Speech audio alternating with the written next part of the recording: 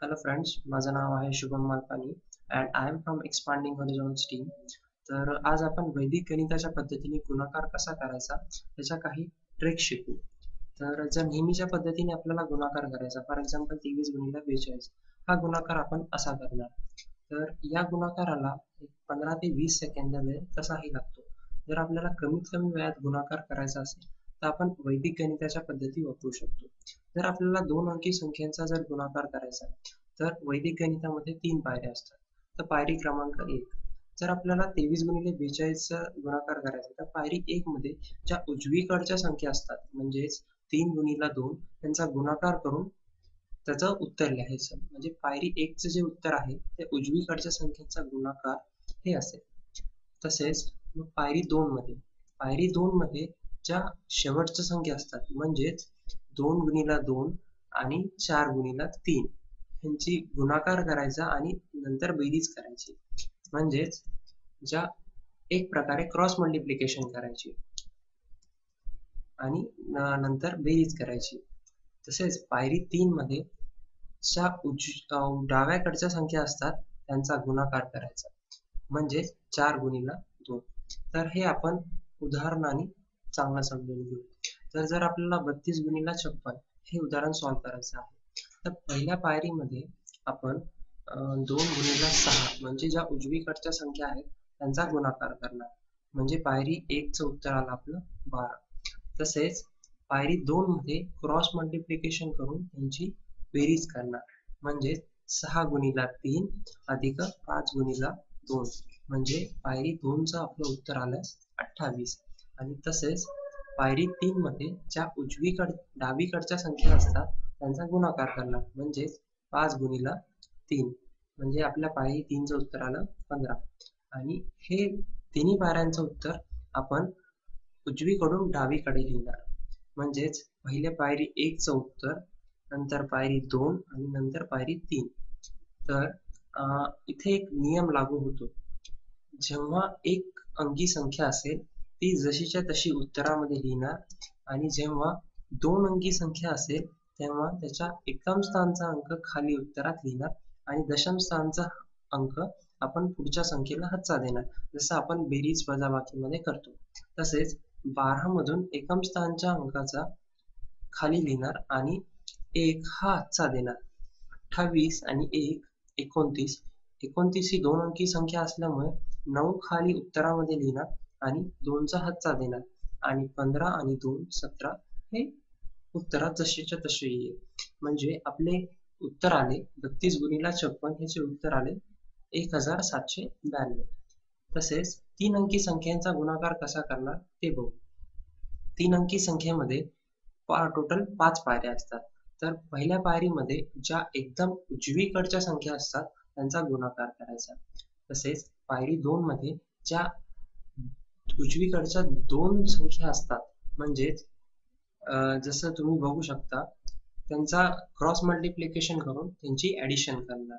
आणि पायरी 3 ही लक्ष देऊन बघा.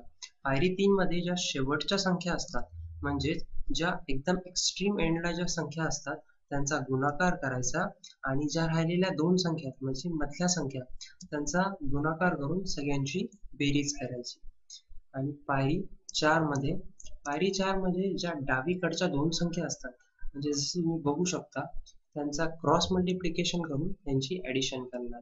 आणि पायरी 5 मध्ये ज्या सगळ्यात डावीकडच्या एक्स्ट्रीम डावीकडच्या संख्या असतात त्यांचा गुणाकार करायचा. तर हे आपण एक उदाहरणाने समजून घेऊ. सपोज जर आपल्याला 234 गुणिले 362 करायचा तर ते आपण कसे करणार. तर पायरी 1 मध्ये ज्या उजवीकडच्या संख्या असतात त्यांचा गुणाकार करणार म्हणजेच 4 गुणिले 2 म्हणजे पायरी 1 चं उत्तर आलं 8. पायरी 2 मध्ये क्रॉस मल्टिप्लिकेशन करून त्यांची ऍडिशन करणे तर म्हणजे 3 गुणिले 2 अधिक 6 गुणिले 4 म्हणजे पायरी 2 चं उत्तर आलं 30. आणि पायरी 3 मध्ये आपण शेवटच्या ज्या संख्या असतात त्यांचा क्रॉस मल्टिप्लिकेशन करायचं आणि ज्या मधल्या संख्या असतात त्यांची उभा गुणाकार करून सगळ्यांची बेरीज करणार म्हणजेच 2 गुणिले 2 अधिक 3 गुणिले 4 अधिक 6 गुणिले 3 म्हणजे पायरी 3 चं उत्तर आले 34. आणि पायरी 4 मध्ये ज्या डावीकडच्या ज्या दोन संख्या असतात त्यांचा क्रॉस मल्टिप्लिकेशन करून त्यांची ऍडिशन करणार आहे. म्हणजेच 2 गुणिला 6 अधिक 3 गुणिला 3 म्हणजे आपल्या पायरी 4चं उत्तर आलं 21. आणि पायरी 5 मध्ये उभ्या ज्या सगळ्यात डावीकडच्या ज्या संख्या आहेत त्यांचा उभा गुणाकार करून ते जसेच्या तसे पायरी 5चं उत्तर लिहिणार. तर म्हणजे आपल्याकडे आणि सगळ्या पायऱ्यांचं उत्तर आपण उजवीकडून डावीकडे लिहिणार. म्हणजेच सगळ्या पायऱ्यांचं उत्तर म्हणजेच 8, 30, 34, 21 आणि 6 असे लिहिणार. आणि तोच नियम पुन्हा इथे लागू करणार. जर एक अंकी संख्या असेल ती जशीच्या तशी खाली लिहिणार आणि जर 2 अंकी संख्या असेल तर एकम स्थानचा अंक खाली आणि दशम स्थानचा खालचा देणार. म्हणजेच 8 जसेच्या तसे आले, 30 मधून 0 खाली आणि 3चा खालचा दिला. 34 आणि 3 37. 37 ही 2 अंकी संख्या असल्यामुळे 7 आपण खाली लिहिणार उत्तरामध्ये आणि 3चा खालचा देणार. 21 आणि 3 24. 24 ही 2 अंकी संख्या असल्यामुळे 4 जसेच्या तसे खाली लिहिणार आणि 2चा हातचा देणार. 6 आणि 2 8 म्हणजे आपले उत्तर आले 84,708. चला तर आपण अजून एक उदाहरण बघू. जर आपल्याला 890 गुणिला 32 करायचे आहे तर आपण कसे करणार या पद्धतीने, वैदिक गणिताच्या पद्धतीने. तर आपल्याला इथे 3 अंकी संख्यांचा नियम लागू करावा लागेल आणि 32 ला 3 अंकी संख्या करण्यासाठी त्याच्या पहिले एक शून्य लावावा लागेल आणि बाकीचे नियम जसेच्या तसे आपल्याला इथे लावावे लागतील. तर पहिल्या पायरीमध्ये ज्या उजवीकडच्या संख्या असतात त्यांचा गुणाकार करणार. म्हणजेच 0 गुणिला 2 म्हणजे पहिल्या पायरीचं उत्तर आलं आपलं 0. तसेच दुसऱ्या पायरीमध्ये क्रॉस मल्टिप्लिकेशन करून त्यांची ऍडिशन करणार उजव्या साईडच्या संख्यांची. तर म्हणजे पायरी 2चं उत्तर आले 9 गुणिला 2 अधिक 3 गुणिला 0 म्हणजेच 18.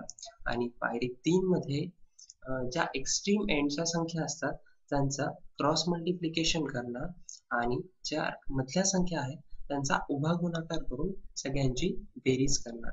म्हणजेच पायरी 3चं उत्तर येईल 2 गुणिला 8 अधिक 0 गुणिला 0 अधिक 9 गुणिला 3 म्हणजे पायरी 3चं उत्तर आले 43. तसेच पायरी 4 मध्ये ज्या डावीकडच्या दोन संख्या असतात त्यांचा क्रॉस मल्टिप्लिकेशन करून ऍडिशन करणार. म्हणजे पायरी 4चं उत्तर येईल 0 गुणिला 9 अधिक 3 गुणिला 8 म्हणजेच 24. आणि पायरी 5 मध्ये सगळ्यात डावीकडची ज्या संख्या आहेत त्यांचा गुणाकार करून तेच उत्तर पण पायरी 5 मध्ये लिहिणार. म्हणजे 0 गुणिला 8 0. आणि तसाच नियम परत लागू करणार. एक अंकी संख्या तर उत्तरामध्ये जशीच्या तशी आणि जर 2 अंकी संख्या असेल तर एक अंक उत्तरात लिहिणार आणि दुसऱ्या दशम स्थानच्या अंकाचा हातचा देणार. तसेच इथे 0 जशीच्या तशी. 18 मध्ये ही 2 अंकी संख्या असल्यामुळे 8 जशीच्या तशी लिहिणार आणि 1चा हातचा देणार. 43 आणि 1 44 ही दोन अंकी संख्या आहे म्हणून 4 जशीच्या तशी खाली आणि परत 4चा हातचा. 24 अधिक 4 28. 28 ही 2 अंकी संख्या असल्यामुळे 8 जसे तसे खाली आणि 2चा हातचा. 2 अधिक 0 म्हणजे 2 म्हणजे आपले फायनल उत्तर आले 28,400. चला तर मित्रांनो आपण आता बघू 4 अंकी संख्यांचा गुणाकार आपण वैदिक गणिताच्या पद्धतीने कसा करणार. तर पायरी 1 मध्ये ज्या उजवीकडच्या संख्या असतात त्यांचा उभा गुणाकार करायचा. पायरी 2 मध्ये ज्या उजवीकडच्या दोन संख्या असतात त्यांचा क्रॉस मल्टिप्लिकेशन करून त्यांची बेरीज करणार. आणि पायरी 3 मध्ये ज्या उजवीकडच्या 3 संख्या असतात त्यांचा क्रॉस मल्टिप्लिकेशन करणार आणि ज्या मधल्या संख्या असतात त्यांचा उभा गुणाकार करून सगळ्यांची बेरीज करणार. पायरी 4 ही सगळ्यात महत्वाची पायरी आहे. पायरी 4 मध्ये ज्या एक्स्ट्रीम एंडच्या संख्या असतात म्हणजे ज्या एकदम कोपऱ्यातल्या संख्या असतात त्यांचा गुणाकार करून सगळ्यांची बेरीज करणार. पायरी 5 मध्ये ज्या डावीकडच्या 3 संख्या असतात त्यांचा गुणाकार करून ज्या उभ्या संख्या आहेत त्यांचा गुणाकार करायचा आणि सगळ्यांची बेरीज करायची. पायरी 6 मध्ये डावीकडच्या 2 संख्यांचा गुणाकार करायचा आणि नंतर त्यांची बेरीज करणार. आणि पायरी 7 मध्ये डावीकडच्या संख्यांचा उभा गुणाकार करून ते पायरी